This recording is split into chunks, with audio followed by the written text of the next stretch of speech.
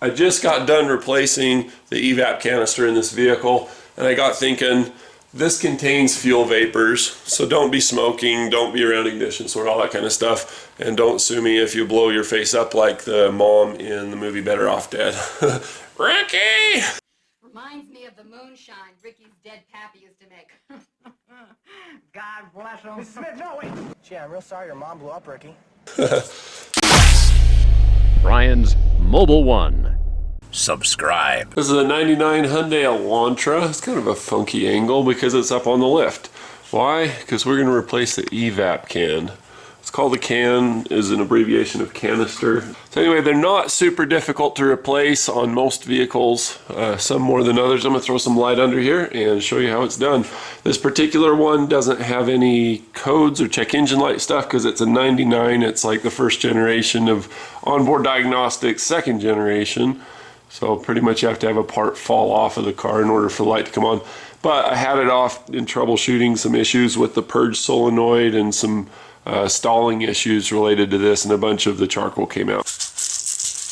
That should not come out. So that's how I diagnose this particular one. Let's pull it out. Before beginning a job like this, it's a good idea, especially with modern technology, look it up online, see what the new part looks like, or even better yet, obtain the part that you need, and then you can compare it and make sure that it's what you're looking for. Before pulling off, I do that, match it, make sure that the part looks the same. And in this case, it's got this big guard on it to protect it from stones, water, debris, etc. So we can't really see it until we pull the cover off. So these are 12mm bolts. I'm looking at the strap. I do an inspection all the way around, see if there's any wires going in or out, and then I also check to see any hoses going in or out. I see a wire harness or a wire loom right here sticking down, so I'll need to be aware of that. And then I've got two hoses, going in and out of it. So let's begin. You can use a hand ratchet, or you can use an impact. You'll see me use impacts a lot because it saves your joints. I've been working on cars, bikes, everything for over 25 years. So impacts are a real great way to save your ligaments and not get carpal tunnel. Much cheaper than surgery. Alright, so let's let this hang down. I'm supporting it from the back side. You can see the wire harness here. So I don't want to damage the wires or the plug. So what I'll do is, it looks like I can just push this out. Like that. Okay. So now I can see I've got the German type metal clip. Old school Bosch injector type. So I'll pull this out. I'll need to replace that before I put it back together. And then push and pull and get that to come undone. So I know that my wire is okay. I'm not going to damage that. I tuck that around the corner here. So now I can do a better parts comparison. The hoses can bear the weight of that, that's fine. Okay, so now you can see a resemblance between the two. I've got the same connections, a small one, a big one, and a big one, like that. And then I also have a little tab for this bracket to go in. So I think we've got a match. We'll go ahead and continue. I don't have to worry about getting this dirty or committing with it or installing it, as we've got the right part. From here, there's a bunch of hoses and fasteners. What I'll do is I'll get some 90-degree pliers. I'll put a link in the description for these and any other tools that I'm using so that you can find what you need without leaving the house. So I just pinch these. These are a parallel surface. It's not a parallelogram like a shape, but they just maintain parallel, which is awesome. So all this can stay together. All right, I've got one that's like this. It's got an angle to it. I can't find it at the moment. So I'll just pry that off and then go to the bench. It's easier to work on the bench. So this should pull up and out of here. So this is like a diffuser, keeps dirt, debris, all that kind of stuff out. Works like an air filter basically. So we'll pull that off. Looks like we've got a 10mm fastener there. Okay, I need a wrench too. So you can wiggle test stuff. You don't have to know everything what you're going to do from the beginning. You just need to try. I'm going to leave a link in the description to a video Will Smith talks about fail forward, fail often, and fail early. It's awesome. You got to check it out. The whole point of the video is to try things that you're uncomfortable with, not just to be reckless, but successful people fail more often than they win. It's just they keep it up and they're not worried about failure. So they end up having success eventually, right? Really cool video, really cool philosophy. He talks about, like, if you go to the gym, you work out until your muscles experience failure. So this needs to push forward somehow. And in life, it's like you don't get everything right the first time. But if you stick with it and you're not afraid to fail and you don't quit when you fail, you keep trying, guess what? You will succeed. Talks about how practice is basically a controlled environment for failure. See how that slides underneath of there? So, having been a mechanic for a while, I've failed lots of times. I know, like Thomas Edison.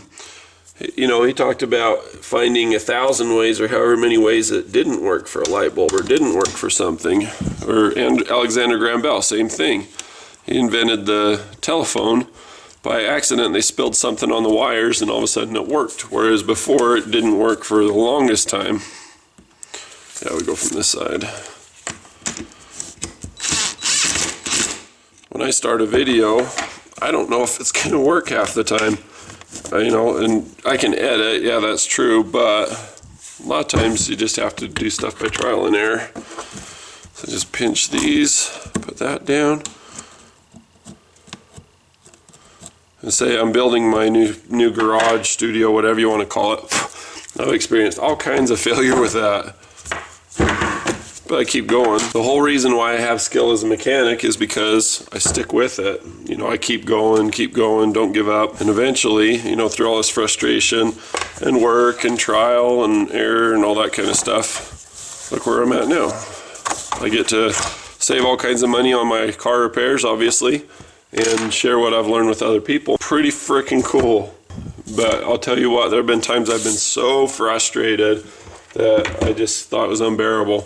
But when you look at college, in college you put a lot of time, put a lot of money into it, buy books, lose that money in the books. You just get sheared like a sheep financially and time-wise. But eventually you learn how to learn. You learn that it's okay to do that. And the way I look at things, I'm like, well, I'm just paying tuition. You guys should see what I saw when I was diagnosing this. Watch this. That should not come out. So what this is charcoal. It's partially burned carbon stuff, and basically these little pellets or these little rods that are broken into fine little pieces, they're just like charcoal. Charcoal absorbs hydrocarbons.